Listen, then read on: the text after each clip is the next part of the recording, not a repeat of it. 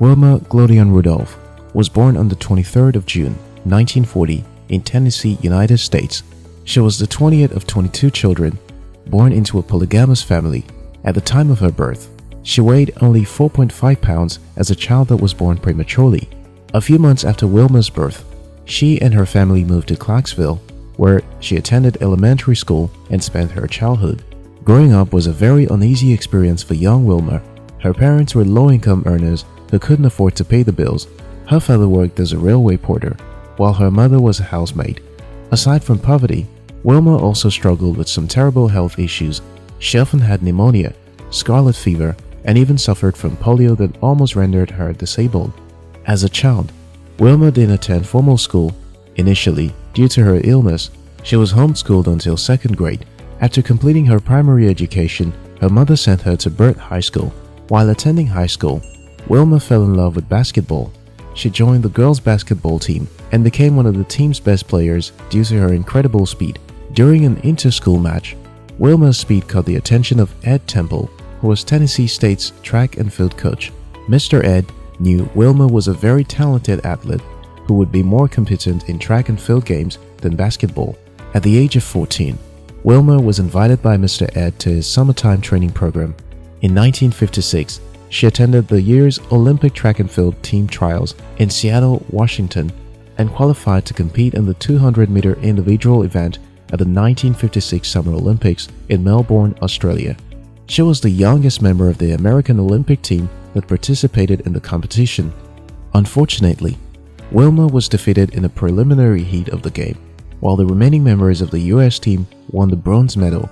But 4 years later, she competed in the United States Olympic track and field trials at Abilene Christian University and set a world record in the 200-meter dash that stood for 8 years. Wilma later competed in the 1960 Summer Olympic in Rome, Italy. This time, she became an unstoppable winner. She won 3 gold medals in the competition. By the time she retired from being a sprinter years later, she was considered an international sports icon in track and field. After her retirement, she wrote an autobiography and allowed it to be reproduced into a movie content later on. So many people don't know what it takes to be a winner. Sometimes, there are people who even think that winners are only being lucky to have escaped failure. Here's what you should know. Struggles and failures are important factors in the process of becoming a winner. Getting a lose doesn't make you a loser. It only makes you stronger and prepares you for the trophy ahead. Emmitt Smith said, "Winning isn't something that happens suddenly on the field, when the whistle blows and the crowd roar. Winning is something that builds up physically and mentally every day that you train and every night that you dream." There is no one who can suddenly become a winner without preparation and the willingness to win. A winner must be prepared, and this preparation usually comes with struggles and even failures. Don't expect yourself to become a winner in a jiffy.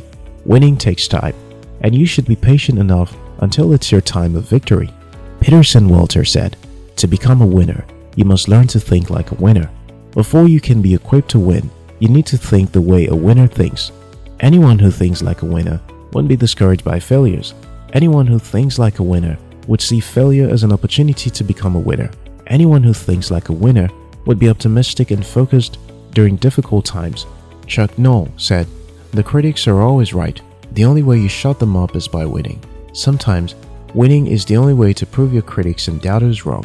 When you become a winner, those who criticized you and thought you were foolish will be disappointed and full of regrets. Don't give up because you're not getting support from people. Keep moving. You will win eventually." Wilma Glodean Rudolph became a winner even though she was confronted by obstacles. You too can become a winner. Keep believing in yourself. You will win.